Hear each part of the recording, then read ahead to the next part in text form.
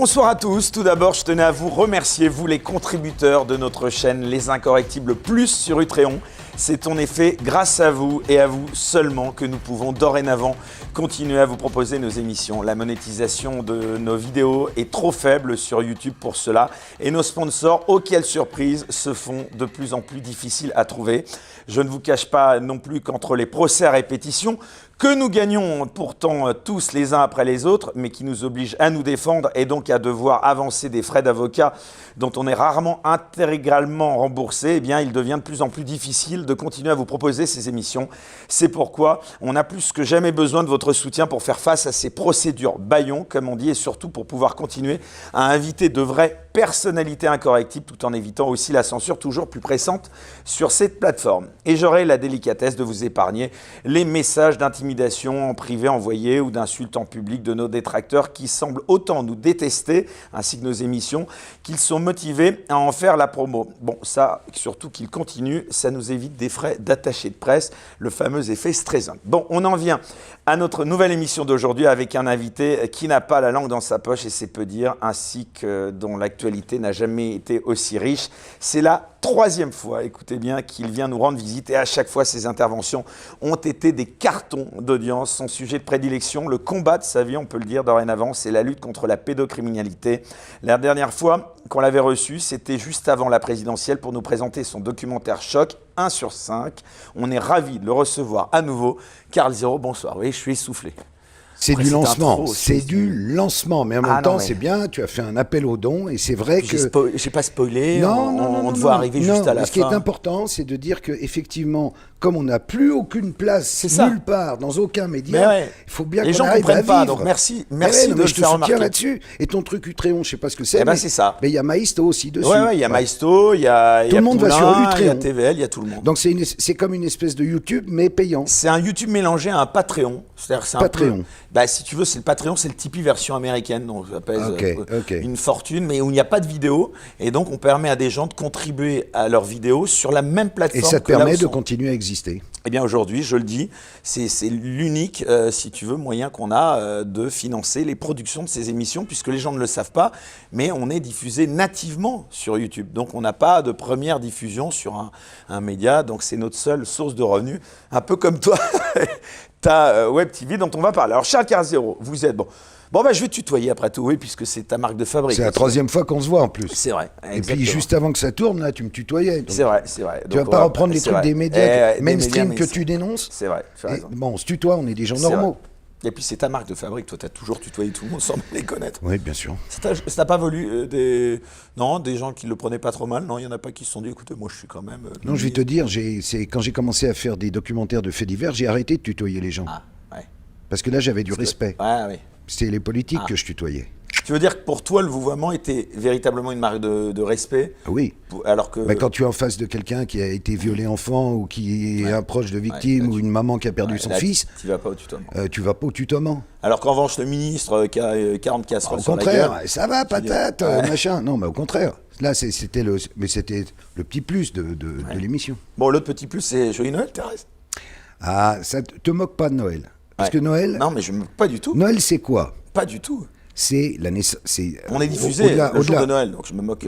Mais je sais bien. Tout, au contraire. Au-delà du sapin et du Père Noël et autres conneries et des cadeaux au pied du sapin qui font plaisir, mais malgré tout, c'est la naissance de Jésus. Or, qu'a dit Jésus? Ce que vous ferez au plus petit d'entre vous, c'est à moi que vous le ferez. Tu vois le lien avec la pédocriminalité? Tu me regardes comme si j'étais issu d'une secte. C'est la naissance. C'est dans les évangiles. Bien sûr, c'est dans les évangiles. Dans les 4. Donc ça les a marqués. Tu es pratiquant et croyant? Je suis pratiquant pas autant que je voudrais, croyant tout à fait. Après, j'ai été athée longtemps. Et puis vers 30-40 ans, j'ai commencé à douter de... Putain, c'est marrant, tu n'as jamais fait partie d'obédience, de franc-maçonnerie et autres? Oh là. Non, je vais te dire, je reçois même des messages... à la télé, Non, je reçois des messages extraordinaires venant de ce genre d'obédience. La veuve s'impatiente. Ça veut dire quoi, ça? Il paraît qu'entre eux, quand ça va mal, ils crient « À moi les fils de la veuve ». S'ils m'écrivent « La veuve s'impatiente », c'est qu'ils ne sont pas contents. Ah oui, d'accord. C'est en subliminal pour dire... Pour dire oh, « Tu vas te calmer ». Alors que loin de moi l'idée de dire que tous les francs-macs de France et de Navarre sont des pédophiles. Je dis juste un truc que je leur ai déjà dit en face. Tu dis même surtout pas, j'espère, parce que là, sinon... Non, je leur dis, je leur dis un truc, c'est que vous vous protégiez les uns les autres, que vous fassiez la courte échelle, que vous fassiez un lobby ensemble pour mieux réussir, pour passe-moi la moutarde, je te passe le séné, très bien. Tous les lobbies font ça, toutes les communautés font ça, j'ai rien contre. Mais en revanche, quand l'un d'entre vous, ou l'une d'entre vous, a un problème de pédocriminalité, au lieu de le couvrir... Il y en a eu ou pas? Il y en a eu. Mais évidemment qu'il y en a eu. Et au lieu de le couvrir... Mais t'en as la preuve de ce que tu dis, là? Attends, mais de quoi on est en train de parler, là? Non, mais moi, je me borde en cas de procès de diffamation parce que je suis solidaire de ce que c'est vrai que t'as dit que t'avais du mal à rembourser tes frais. Si tu veux, là, ça commence à être... Ok, je dis pas trop de trucs, mais bon, c'est vrai que parfois, ils ont tendance à se couvrir. Ben, c'est facile. Quand tu as quelqu'un qui est à la fois juge et partie, évidemment... Non, mais sans donner de nom, toi, tu as la preuve que certains... Mais oui, ben, bien sûr. Machin fait une connerie. Cette connerie, il se trouve que c'est, par exemple, il a couché avec une mineure. Ses frangins vont le couvrir si jamais il risque d'avoir des problèmes. Ça veut dire il va, comme par hasard, tomber sur un gendarme qui sera FM et qui l'enverra vers... le juge sera FM et le verdict sera FM. Et, tu veux un exemple récent? Le mec à Dijon, le juge à Dijon qui vendait sa petite fille de 12 ans, tu vois, au pédophile en disant « Qui veut coucher avec ma fille ?» machin. Il a pris du sursis et 1 an. Ils ont rejugé, il n'a plus que du sursis.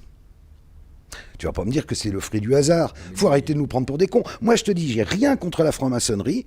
Ils ont leurs idées. Le grand architecte. T'es en train de dire, ce magistrat-là qui a été condamné, même avec du sursis, on ne sait pas s'il était ou pas membre de ce que tu décris là. D'accord.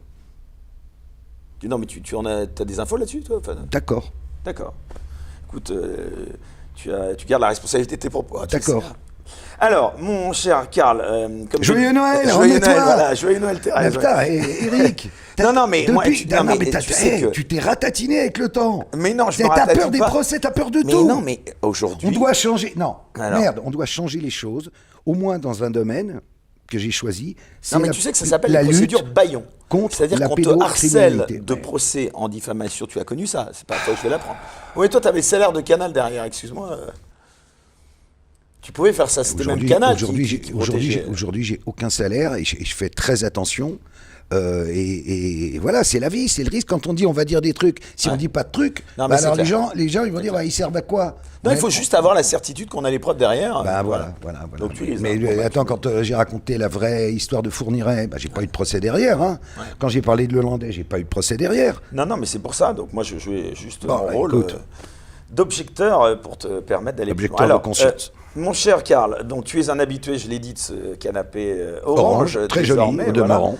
Nous faisons ce qu'on pourrait appeler une sorte de point d'étape aussi sur ce sujet hautement sensible dont on va évidemment parler longuement. Et qui a bien longuement. monté, tu notes, depuis qu'on se connaît. Ouais, c'est vrai. Peut-être 1 an qu'on se connaît. Ouais, c'est vrai, c'est ça. Ouais. Ça a pris. Alors, ce soir, je te propose de commencer par aborder l'actualité qui est donc la tienne et elle est double. Alors d'abord, c'est le lancement, c'est l'événement de ta web TV. Elle s'appelle carl0.tv. Vous trouverez le lien en description de cette vidéo. J'ai eu l'occasion d'accéder au catalogue des films et documentaires proposés.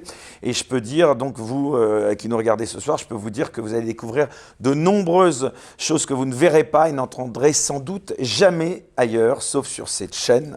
Et sur cette chaîne Les Incorrectibles, puisque tu vas nous en parler, ainsi que sur Les Incorrectibles sur Utréon, justement. Alors pour commencer, est-ce que tu peux, mon cher Karl, nous raconter la genèse de cette chaîne carl0.tv? Elle est en ligne depuis quelques jours seulement. Oui, ça fait 10 jours. Ouais. Déjà, on l'a lancé, on avait fait un crowdfunding sur Tipeee, on avait 2000 abonnés, et là, on est à 3000 abonnés. Donc on est content, et ça prouve que les gens... 5 € l'abonnement? 5 € par mois, voilà. D'accord, ou par an? 50 par an, mais avec la possibilité de t'en aller, évidemment, quand tu veux. Hein, tu vois, t'es pas pieds et poings liés. Simplement, pourquoi cette chaîne? Parce qu'il y a beaucoup de docs, quelques fictions, mais beaucoup de documentaires qui ne sont pas visibles, ni sur YouTube, ni sur Daily, ni sur quoi que ce soit, qui ont été faits par des journalistes extraordinaires qui vivent aux quatre coins du monde. Ça vient vraiment du monde entier. Et qu'il faut qu'il y ait un endroit où les gens qui veulent comprendre le phénomène de la pédocriminalité puissent se retrouver pour voir ces documentaires. Donc, pourquoi faire payer les gens ? Simplement parce que moi, les films, je suis obligé de les dealer. Donc, j'ai une boîte qui deal les films. Ensuite, d'acheter les droits pour les diffuser. Ensuite, de les traduire en sous-titres, de façon à pouvoir ne pas me faire attaquer après parce que j'ai diffusé tel ou tel ou tel. Et tu obtiens l'exclusivité de ces J'ai l'exclusivité sur Internet pour 3 mois. D'accord. Je la demande pour 3 mois et puis avec des clauses éventuellement de prolongation.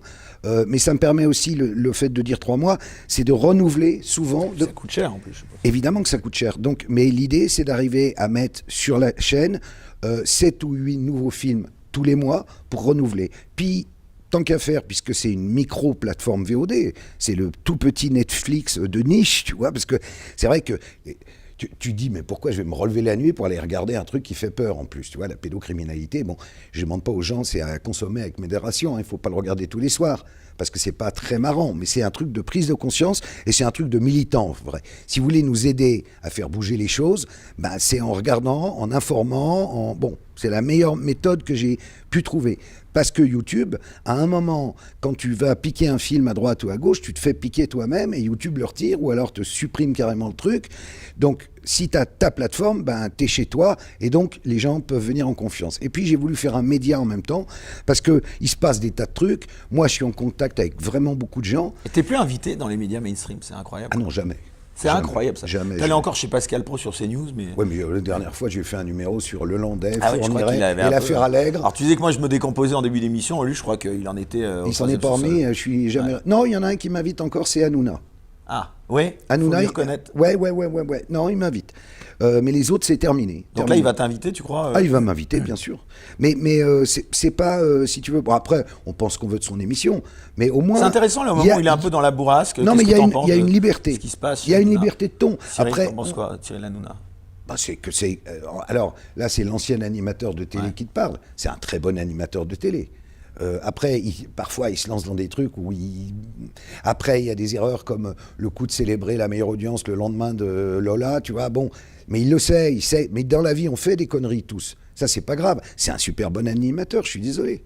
Et il est ouvert encore, tu vois. C'est vrai que, pourquoi... Bon, Ruquier, il a disparu maintenant, mais il m'a quand même jamais invité. Bah, Ruquier, je sais pas si t'as vu l'audience de Ruquier sur Paris Première, ça fait moins qu'une vidéo sur... Oui.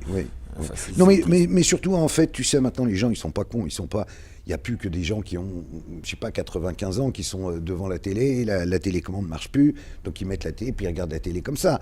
Mais les gens ne regardent pas la télé, ils nous regardent. Parce qu'ils savent que nous, on dit moins de conneries que les autres. Surtout ça, en fait. Il y a un rejet de la part des Français de ce qu'ils peuvent voir sur les médias officiels. Et donc, il devrait y avoir, au sein des rédactions, des prises de conscience et des réunions. Ils aiment bien faire des réunions, d'agitprop, du SNJ, pour dire, les gars, on roule sur la jante.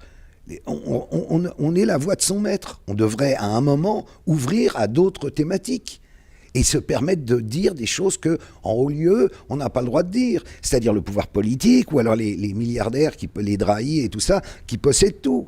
Faut quand même, sinon, il y a une telle dichotomie entre ce que pensent les Français et ce qu'on voit dans les médias que, en fait, nous, on engrange pendant ce temps-là parce qu'ils viennent nous voir, ils nous comprennent, ils nous écoutent. Parce que nous, au fond, on fait pas semblant. C'est-à-dire, tu vois, moi, j'ai jamais voulu de carte de presse, j'ai jamais été journaliste, mais je me suis jamais senti aussi journaliste qu'aujourd'hui, en réalité. Ça ne veut plus rien dire d'ailleurs. Mais si, journaliste, ça veut dire je vais voir, je parle avec les gens, je raconte, j'ai un avis, je suis subjectif et je dis ce qu'il faut penser. C'est mon avis, c'est pas l'avis de mon rédac-chef ou du patron ou du grand directeur de la chaîne. Voilà, bon, pardon, c'était ma petite colère. Non, mais pour revenir donc à cette actualité... La petite colère. Le contenu de cette Web TV, il sera, en tout cas pour le moment, spécifiquement orienté uniquement sur ce sujet de la pédocriminalité où tu te réserves aussi le droit de pouvoir parler d'autres sujets. Oui, en fait, oui, parce que je suis en train de négocier des droits d'autres documentaires sur d'autres sujets. Mais je veux, dans un premier temps, parce que l'appel, je l'avais fait autour de ça, et je veux que ça soit la plateforme de la lutte contre la pédocriminalité. Mais dans un deuxième temps, il y a évidemment des tas de thématiques adjacentes extrêmement intéressantes que je traite déjà dans le magazine L'Envers des affaires, et je veux avoir la possibilité, évidemment sur la plateforme, de diffuser des documentaires ou des fictions qui n'ont pas droit de citer ailleurs. Là, on a un film, par exemple, qui est une fiction, A Child Voice, commandé par Amazon. Ils l'ont mis un jour en ligne. Et ils l'ont retiré quand ils ont vu le film du mec. Ils ont dit, ouf, ça parle de réseau pédocriminel. Ils l'ont retiré. Moi, je lui ai racheté. Tu vois, c'est incroyable quand même. Ça veut dire que même dans les GAFA, ils font gaffe. Si tu avais à faire un pitch pour convaincre des gens d'aller justement s'abonner à ta chaîne, ce serait lequel ? Ça serait si vous êtes révolté, comme moi, par l'inanité des pouvoirs publics, en France notamment, qu'on appelle pédolande. Si vous êtes révolté par la pédocriminalité, parce que quand même on a eu des promesses, et finalement la montagne, comme toujours, a accouché d'une souris. On n'a rien de concret. Il y a toujours 200 gosses qui se font violer par jour. Il y a toujours l'inceste, il y a toujours les réseaux, il y a toujours les cyberpédocriminels. Il faut que ce soit la Team Moore en France qui fasse le boulot des flics. À la Team Moore, ils sont 50, ils font plus de boulot que les 20 cyber-policiers. Tu vois, et c'est eux qui envoient des faux profils de petites filles. Alors le prédateur, il répond. Et puis il lui envoie des photos de sa bite, et machin, il veut la rencontrer, et au moment où il va la rencontrer, hop, la Team Moore arrive, il serre le mec et ils le remettent aux policiers. Ils font le boulot. C'est des citoyens ordinaires qui font le boulot. Donc la plateforme, c'est pareil. Le boulot, normalement, de service public, serait de faire des films, de faire des documentaires sur cette thématique. À la place, on a quoi ? On donne du pognon aux fact-checkers qui vont dire « Ah, c'est du complotisme, gna gna gna gna gna gna. Complotisme, mon cul !» S'ils ont des enfants et que leurs enfants se font violer, ça sera toujours du complotisme. Soyons sérieux. Ah, tu sais que nous, on est tous les deux dans le viseur d'un site qui s'appelle Conspiracy Watch. Alors, on a le droit à notre article à chaque fois. Je pense qu'on y aura encore le droit. C'était pour l'affaire Colonna, la dernière fois qu'on y avait eu droit tous les deux. C'est des farceurs. Comment tu décris tous ces fact-checkers autoproclamés C'est des guignols. Pour certains subventionnés, on ne se connaît pas. Voilà, la Conspiracy Watch, je leur pose la question. Ils ne veulent pas répondre à ma question. La DILCRA non plus. Ils les subventionnent, on ne sait pas combien, chaque année. Ils sont subventionnés. Ce sont de piètres agents d'un système déclinant et qui a peur. Voilà ce que c'est. Bon, bah ça c'est dit. Quel a été le déclic, Karl Zéro, pour que tu t'intéresses à ce sujet en particulier ? À titre personnel. Le premier, évidemment. Non, le premier, c'est évidemment l'affaire Allègre. Ah, Allègre. Allègre, parce que dans la célèbre affaire Allègre-Baudis, lors d'une interview de Fanny, ex-prostituée, elle me raconte que quand elle a 16 ans, on lui a dit à la célèbre Maison du Lac de pas aller au deuxième et de ne pas ouvrir telle porte. Elle y va quand même parce qu'elle a 16 ans et qu'elle ne se rend pas compte. Et que là, elle voit son magistrat d'une cinquantaine d'années à l'époque, qui est son petit ami, en train d'attacher une fillette qui a entre 10 et 11 ans à un radiateur et qui n'a pas de poitrine. Et elle voit ça, elle fait gloup, elle referme la porte, elle se jure de jamais en parler. Elle en parlera finalement 2 ans plus tard au gendarme Roussel, lequel sera immédiatement muté à Rabastens pour élever des poules et verra sa carrière de gendarme terminée. Et quand finalement j'arrive... Certains finissent pas avec peut-être une balle dans la tête. Jambert, les 2 balles dans le dos, suicide inouï et inexplicable. Non, si tu veux, là je comprends qu'il y a un problème. Moi je vais au bout, je balance tout, à la télé, je suis viré. Ok. Donc, d'un coup, tu passes de All Access, genre, il y avait Elvis, Johnny et Karl Zéro dans la vie. Bon, tu vois, d'un coup, t'es juste plus rien. Mais rappelle-moi, tu avais été viré, c'était à cause de ça. Ah bah ouais, c'est-à-dire que, Dominique Baudis était président du CSA. L'équivalent de l'ARCOM aujourd'hui pour les gens qui nous regardent. Et c'est lui qui avait le droit ou de mort sur la concession donnée à Canal+.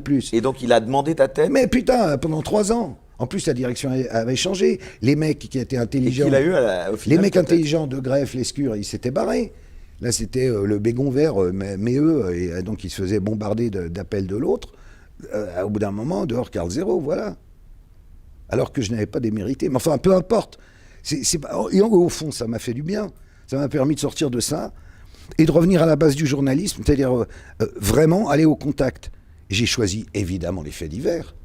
Parce que les faits divers, c'est beaucoup d'affaires de pédocriminalité, et ça m'a permis de comprendre de l'intérieur le système des réseaux. Oui, tu étais même là avant entrer l'accusé, avant toutes ces émissions. Bien sûr.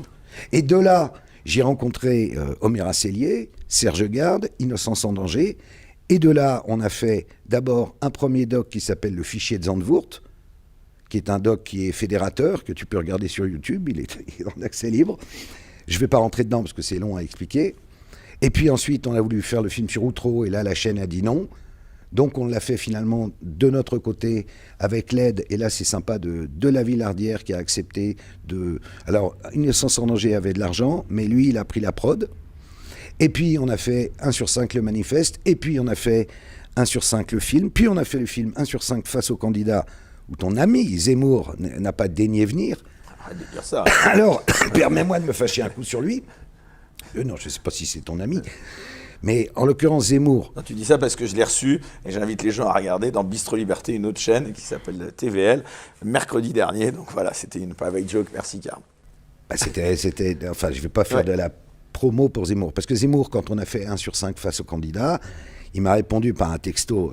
Bref, ça ne fait pas partie de mes thèmes de campagne, de parler de ce qu'il advient des enfants. Et vous voulez dire peut-être pas thème prioritaire, c'est ça que tu voulais... Alors, si ça, c'est pas prioritaire, je ne vois pas ce qui est prioritaire. Qu'est-ce qui est plus prioritaire que les gosses? Qu'est-ce qui est plus prioritaire? Dis-moi, vas-y.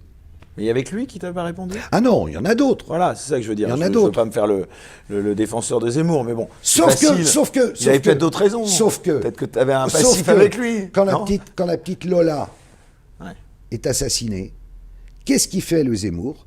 Il lance deux sites dédiés à Lola, où il met déjà en vente des coussins. Tu parles du nom de domaine, non, qui avait été... Non, excuse-moi, il y avait déjà la photo des coussins à l'effigie de Lola, le sac à dos Lola, le machin, il organise une manif pour Lola. Pourquoi? Parce que celle qui a tué Lola, en tout cas qui est présumée avoir tué Lola, et présumée l'avoir tuée seule, ce à quoi je ne crois pas, on y reviendra si tu veux, elle est algérienne. Sans papier. Alors là, Zemmour, il sort du bois. Tout d'un coup, il a une histoire à raconter. Mais Fourniret, qui est ardennais, pas un mot. Le Landais, qui est de Savoie, pas un mot. Pourquoi? En fait, il utilise une affaire qui est une affaire gravissime, celle de la petite Lola, pour faire sa propre pub et vendre des coussins à l'effigie de Lola. Il se ridiculise. Si tu veux que je te dise d'autre. De ça parce que là, pour le coup, tu m'apprends. Mais ça a été retiré vite fait. Au bout de 3 jours, il y a eu une levée de bouclier. On a tous gueulé sur Twitter et tout. Et alors, ils ont vite retiré leur site et leurs coussins, ils se les offrent entre eux à Noël.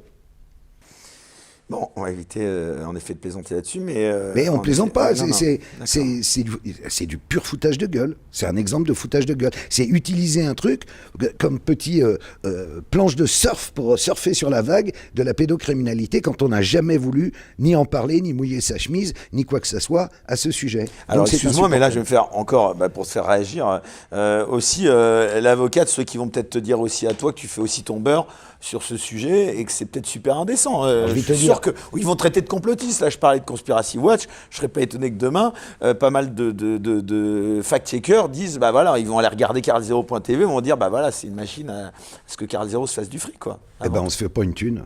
Tu sais pourquoi? Non, parce que quand tu fais ça.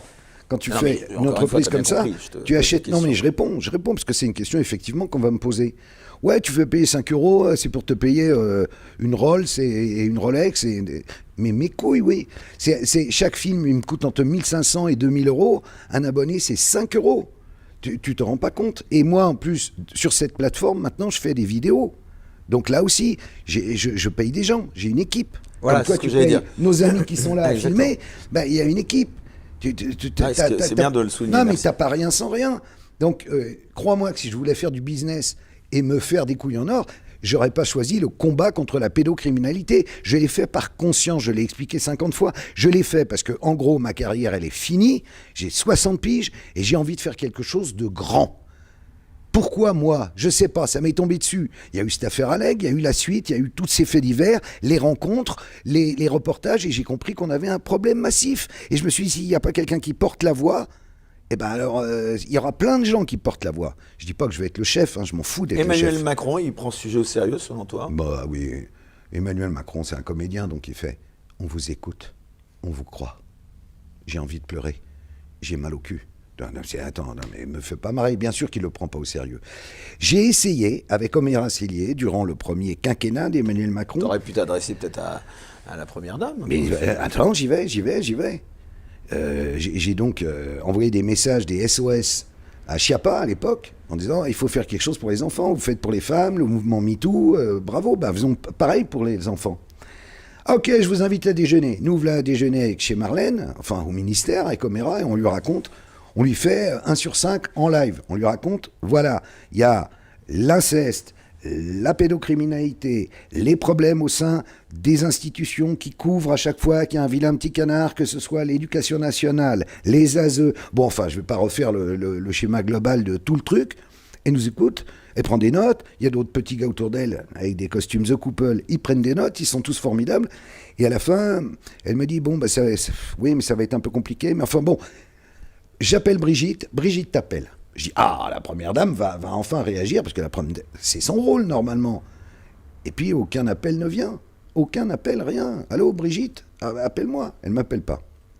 Et puis, finalement, par la bande, à Chiappa, je finis par comprendre que, bon, il y a un léger problème. Quand même, et ça, tout le monde s'en rend compte, quand elle l'a rencontré, à l'école, elle était prof, lui, il était élève, et il était très jeune.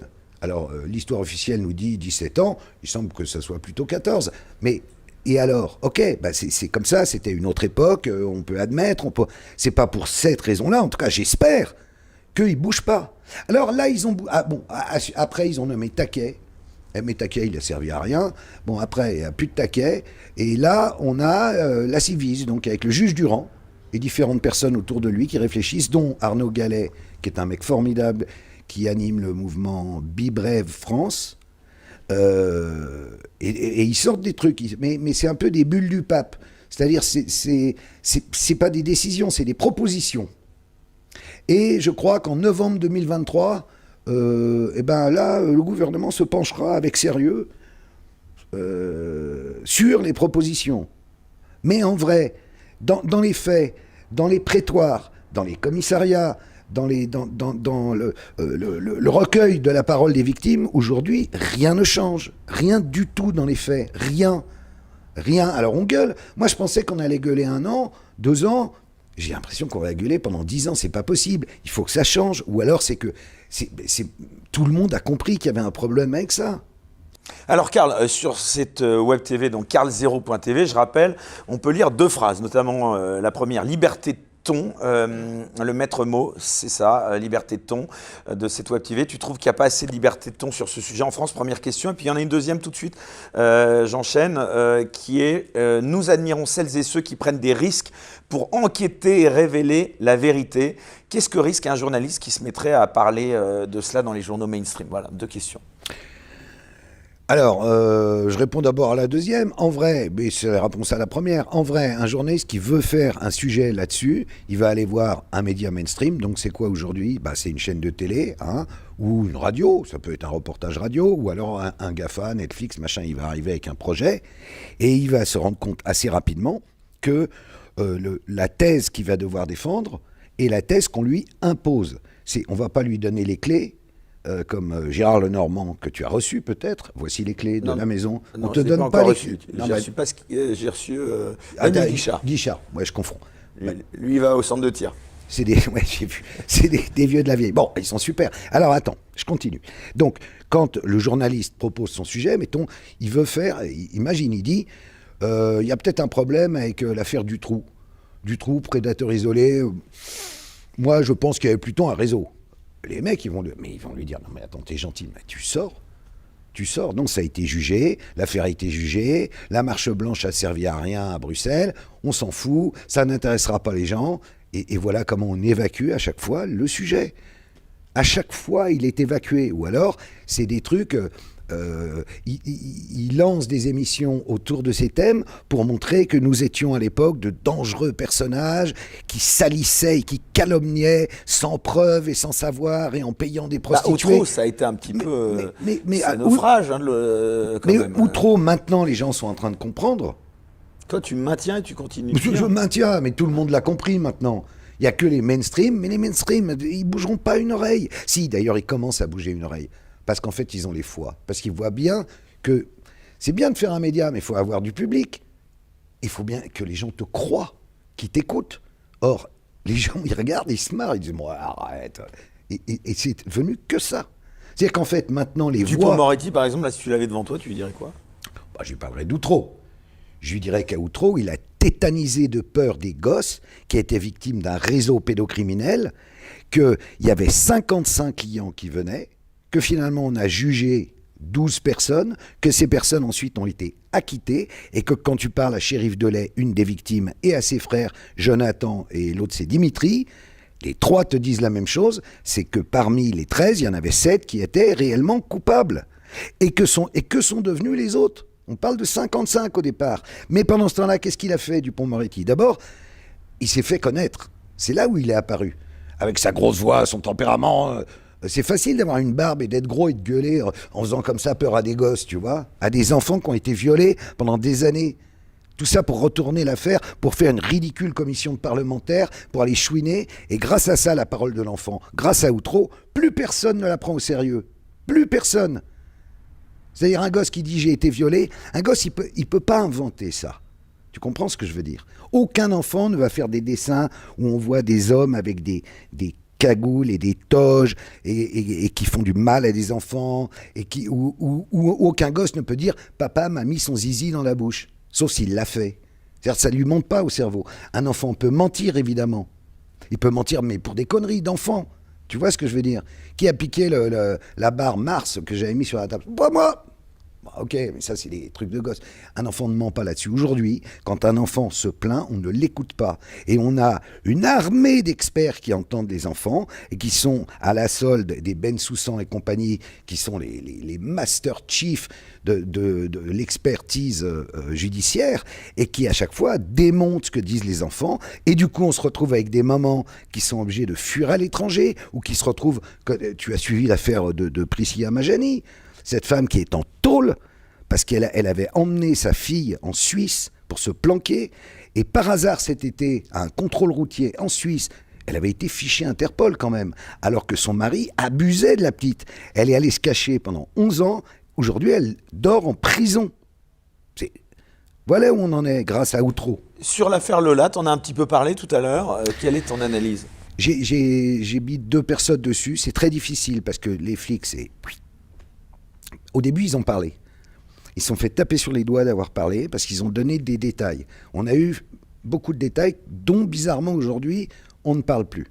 Et qui nous indiquent qu'il s'agit d'une sorte de crime rituel. Parce que sinon, pourquoi au marqueur ce 0 et ce 1 sur les pieds de la petite? Pourquoi l'égorgement? Pourquoi le viol? Ça ressemble à un sacrifice rituel satanique. Alors, de 2 choses l'une. Et les experts ont vu la Dabia, là, et ils ont dit « Ah non, elle n'est pas folle ». Alors moi, humainement... Oui, il y a le problème de la responsabilité pénale, hein, c'est ça. On aurait dit « Elle est folle ». Nous, on aurait dit « Bah tiens, comme par hasard, on ne saura jamais, elle ira à l'asile, et puis bon ». Donc là, il y aura peut-être une contre-expertise, et elle sera décrétée folle. Ou alors... comme Jean-Luc Brunel ou Epstein, elle va glisser sur une savonnette et mourir bêtement en se cassant le rocher, tu vois, en prison, ou avaler des barbituriques car elle a trouvé Dieu sait comment. Pour moi, cette affaire, ça ne peut pas... Mais je n'ai aucune preuve de ce que j'avance. Hein. Je te dis, j'ai mis 2 personnes et j'essaye, mais c'est vraiment compliqué. Vous êtes combien en enquêteurs au sein de... On est une petite dizaine entre le magazine et la plateforme. Mais une fille de 24 ans, qu'on me présente d'abord comme une SDF, folle, et que finalement je découvre que c'est une espèce de tiktokeuse, instagrammeuse, maquillée, qui se dandine sur du rail, machin et tout. Déjà, je me dis, elle n'est pas trop SDF, ça va, elle a pas l'air elle part en vacances, je sais pas où, il y a des palmiers, bon, ça va pour elle, tu vois, on va pas pleurer. Mais ce que j'arrive pas à comprendre, c'est comment une fille comme ça, de 24 ans, peut faire ça et violer une petite fille de 12 ans. Ça tient pas. C'est pas possible. Dans les annales, il n'y a pas. Ça n'existe pas. Donc forcément... Qu'est-ce que tu veux dire par là? Mais il n'y a pas. Il n'y a pas. Si tu veux... ce genre de crime n'est jamais commis par une fille qui a le double de la personne. 24 ans, c'est très jeune. Elle a des copains, elle a une vie sexuelle. Sa vie sexuelle, on la connaît. Enfin, on la connaît mal, mais on sait qu'elle avait une vie sexuelle normale et qu'elle n'était pas attirée par des enfants, surtout des petites filles, en l'occurrence. Donc, pour moi, il y a intervention. Il Il y a eu intervention d'autres personnes. Mais ça, peut-être la police le sait, mais peut-être elle n'a pas envie de le dire parce qu'elle enquête et il faut lui laisser le temps d'enquêter. Qui est subliminale qu'on va peut-être te balancer, c'est la fameuse accusation de complotiste. Mais quel complotiste ? T'as aucune preuve de ce que tu avances, tous ces gens qui parlent... Si réfléchir par soi-même, non, mais je dis ça parce se poser des questions, être curieux et essayer de rester au contraire d'une logique implacable, c'est être complotiste, alors je ne sais pas ce que c'est qu'être comploteur. Tu vois, un comploteur, c'est quelqu'un qui, dans l'ombre, organise une soirée à motif satanique où il y aura sacrifice. Ça n'existe pas. Maintenant... Toi, tu penses qu'il y a des réseaux organisés, mondiaux. Ouais, non, mais c'est là-dessus que tout le monde, évidemment, veut t'entendre. Mais c'est pas des réseaux organisés mondiaux. Si, il y en avait un, c'était Epstein. Parce qu'Epstein, c'est le résultat d'un véritable réseau organisé mondial. Avec plein de gens qui sont encore mouillés. De chantage sexuel à très grande échelle, avec intervention des services secrets et de la mafia. Un deal qui a été passé pendant la Seconde Guerre mondiale entre les mafias italiennes, etc., à New York, et les services secrets américains. Ils ont monté une opération, et l'opération a continué. Et Epstein est arrivé très tard après. Ça a toujours existé. C'est ce qu'on appelle le compromat. Je vais te compromettre. C'est-à-dire pour te tenir, c'est ça. Je vais te tenir, mais très facilement, je vais te tenir. Et Epstein, tu penses que c'était pour... c'était son rôle. Le bras armé d'autres forces mais là évidemment, pour, et c'est comme disait l'autre, un Playmobil dans un lavabo, par rapport à... Donc il y a d'autres gens derrière Epstein, c'est ça que... Attends, oui, au-dessus. Et certains... comment t'expliques que ça sorte pas? Bon, il y a toi qui en parles, mais qui t'époumonne aussi un petit peu, parce que c'est compliqué. Comment je m'époumonne? Non, mais c'est difficile. Je fume trop, mais je ne m'époumonne pas, monsieur. Non, mais c'est difficile de trouver des preuves pour affirmer et corroborer ce que tu dis. Je ne sais pas ce qu'il te faut. On en balance tous les trimestres dans l'envers des affaires. On en balance dès qu'on en a sur Twitter, sur la chaîne YouTube, maintenant sur carlzero.tv. Comment t'expliques que ce soit repris par personne, nulle part? Mais parce que tout le monde a peur. Quand tu es journaliste, tu n'es pas libre, tu es appointé. Ton but, c'est quand même de rentrer chez toi entier le soir à 18h et que demain, tu iras encore au bureau. Et tu penses que ta vie serait... Toi-même, tu pourrais être... Tu as été menacé, par exemple Mais moi, moi j'ai été menacé comme un malade du temps du vrai journal. J'ai même vécu 2 ans avec un garde du corps. Donc, je connais par cœur, j'ai eu tout. Donc, oui, évidemment, à tout moment. À tout moment. Mais après, si tu veux, c'est compliqué. Si demain, je passe sous un bus... c'est peut-être parce que tu seras passé sous un bus tout court. Et bien sûr, pas forcément... ça sera l'explication. Non, mais nous venons d'apprendre la mort de Carl-Zero. Malheureusement, un bus lui est passé dessus. Jean Dernalier est bien tombé de vélo. Jean Dernalier est bien tombé de vélo. J'y étais. Tu y étais derrière le vélo? Non, j'y étais. C'est même moi qui suis allé reconnaître son cadavre à la morgue à Trouville. Mais non. La veille au soir, La veille au soir, on se croise. Et il me dit, demain, on va déjeuner ensemble chez Pépère Poulet. C'est le nom qu'on avait donné à un mec qui faisait des poulets rôtis. J'ai dit, ok, Jean Ederne, pas de souci, on va se marrer. Bon. 11h du matin, je vois débouler un copain chez moi, il me dit, Jean Ederne est mort. Je dis, mais non, on déjeune à 13h. Il me dit, non, il est mort et écoute, en fait, on a un service à te demander, est-ce que tu peux venir avec nous? Il y avait sa petite fiancée blonde et puis un mec qui est devenu éditeur depuis. C'était un peu, à l'époque, c'est Factotum. Et nous voilà partis à la morgue de Trouville. Eux, ils n'avaient pas ils avaient trop de peine. Moi, Jean Ederne, je le connaissais comme ça. Il m'avait fait des plans foireux de chez Foireux. Il était très drôle, mais il n'était pas très sérieux. Je te raconterai après si on a... Mais pourquoi je te parle de ça? Parce donc là, on m'a ouvert le casier et j'ai vu le Jean Ederne. Et le médecin m'a dit, c'est bien Jean Ederne. J'ai dit, ça, il n'y a aucun doute. C'était un accident là-dessus. Ah oui, c'était un accident. Voilà, d'accord. Je crois que c'était un accident, franchement. D'accord. Avant de switcher sur Utréon, on a l'habitude de... Non, tu voulais me traiter de complotiste il y a encore 2 minutes. C'était à propos de quoi? Non, c'était à propos de tout ce que tu disais, réseau satanique derrière le procès. Enfin, derrière le procès de Lola, l'affaire Lola. Tu penses que derrière, par exemple, Lola... Alors Lola, non mais soyons sérieux 2 minutes, parce que sinon, effectivement, on va se faire traiter de complotiste. L'affaire Lola, c'est une affaire complexe, c'est une affaire où il faut laisser la police travailler. Mais c'est une affaire où on espère que la police nous dira tout si ça va plus loin que ce qu'on en sait aujourd'hui. Voilà ce que je dis. C'est la police nous dira peut-être pourquoi cette personne n'avait pas été expulsée, puisqu'elle était sous le coup. Ça, c'est un propos zémourien que je ne veux pas écouter. Ah ouais. Ça n'est pas mon problème. Ça n'est pas mon problème. La pédocriminalité n'est pas le fait de gens d'origine algérienne ou bien marocaine. Entendu, je n'ai absolument jamais dit ça. Sauf que commencé à le dire, non, pas du tout. Elle aurait été expulsée. Ce drame n'aurait pas eu lieu. Est-ce que c'est factuel, ça, ou pas? Ouais, bon, bien sûr, non, mais bien sûr. Non, mais demander des comptes et des explications à la justice sur ce thème-là, c'est pour toi faire le jeu de Zemmour. C'est annexe pour moi. Véritablement, c'est annexe. Ce qui est grave, c'est ce qui est arrivé à cette petite. C'est pas le fait qu'on n'ait pas reconduit à la frontière Dabia B. Ça, c'est moins grave pour moi. Ce qui est grave, c'est ce qui arrive à la petite Lola. Si Dabia B avait été reconduite à la frontière, la petite fille ne l'aurait jamais recroisée. Mais oui, bien sûr. Bien sûr, ok, on peut le voir comme ça. Mais c'est pas comme ça qu'on règle le problème de la pédocriminalité. Parce que Fourniret, on l'a jamais reconduit à aucune frontière, il était chez lui. Alors, mon cher Karl, avant de switcher sur Utréon et notre chaîne Les Incorrectibles Plus, un petit mot aussi sur cette autre actualité, bien sûr très riche, c'est celle de ta revue que tu as lancée il y a un peu plus d'1 an, c'est ça, L'Envers des Affaires, donc? Oui, numéro 7, donc on est presque à 2 ans. C'est un trimestriel. L'Envers des Affaires traite d'affaires. Alors, on parle évidemment beaucoup de pédocriminalité, mais pas uniquement. Non, et alors tu parles d'un sujet, justement, c'est là-dessus, pardon, mais comme le temps nous avait compté, je voulais aussi te faire réagir. Tu parles également de la question du changement de sexe dès l'enfance, et tu veux alerter sur ce sujet. Pourquoi est-ce qu'il t'a semblé important d'alerter l'opinion sur ce sujet? Eh bien, simplement parce que, si tu veux, dans le cadre de mes recherches autour de la pédocriminalité et des enfants, je me suis rendu compte que, insidieusement, subrepticement, il y avait une circulaire Blanquer qui avait été adoptée à l'école et qui permettait aux enfants de décider à l'âge de 4 ans, 5 ans, 6 ans, de changer de sexe et donc de changer de prénom et de pronom, il ou elle, et de prénom, Eric, tu deviens Erika. Bon, parce que tu as décidé à 5 ans ou 6 ans que tu te sentais plutôt une fille. Admettons, mais ça peut aussi te passer, cette idée. Tu vois, c'est pas parce que tu as commandé pour Noël, alors que tu es un petit garçon, un beau poupon, que tu es forcément en train de devenir un transgenre. Or, il y a tout un travail souterrain de ceux qu'on appelle les transactivistes qui sont vent debout et qui ont gagné. Ils ont gagné puisque la circulaire, elle est passée et que l'enfant peut le faire.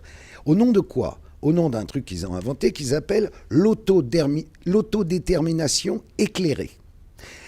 Donc un enfant, à 4 ans, il ne voit pas la Vierge, il voit l'autodétermination éclairée, il décide, je vais être une fille, et on accepte. Un enfant qui demande à 4 ans, ou à 6, ou à 8 de conduire une voiture, on lui dit, ça n'est pas raisonnable. Qui veut boire un cognac, on lui dit, ça n'est pas raisonnable. Qui veut, et ainsi de suite. En fait, ils sont autorisés à rien, parce que c'est des enfants, sauf à ça. Et donc, on dit, attention, c'est malsain. Pourquoi c'est malsain? Parce qu'on se rend compte que médicalement, et on en parle parce qu'il y a une clinique en Angleterre très célèbre qui s'appelle la clinique Tavistock et qui a traité 10 000 enfants transgenres. 10 000 enfants.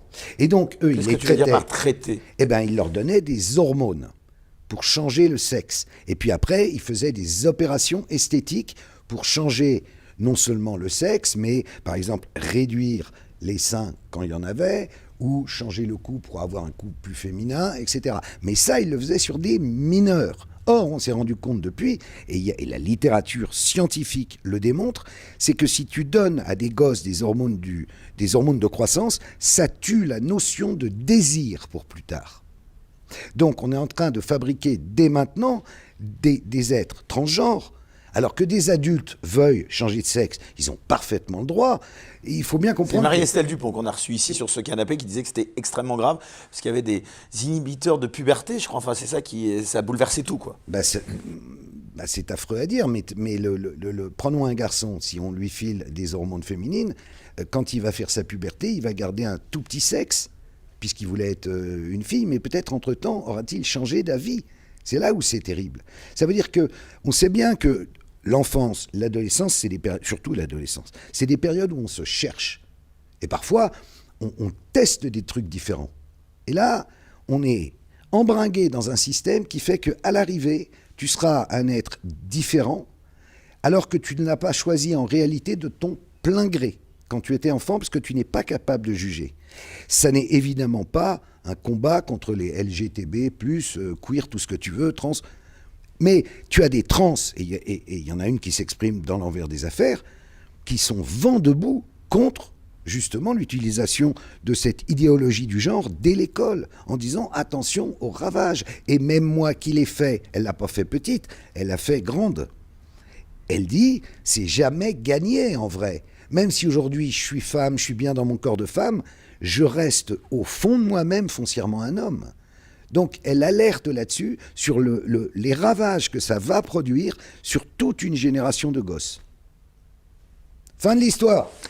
Eh bien, ça tombe bien, c'est le moment de switcher sur Utréon, la chaîne Les Incorrectibles Plus. On va remercier donc tous ceux qui nous ont regardés jusqu'à maintenant. Et bien entendu, on va désormais aborder d'autres sujets sans aucune censure. Donc à tout de suite sur Utréon. Et quant aux autres, je vous dis à la semaine prochaine, donc pour le premier numéro de l'année. Très bonne soirée à tous et surtout d'ici là, restez incorrectibles. Pour voir la suite de l'émission, sans aucune censure, merci de vous abonner à la chaîne Les Incorrectibles Plus sur Utréon depuis le lien en description sous cette vidéo.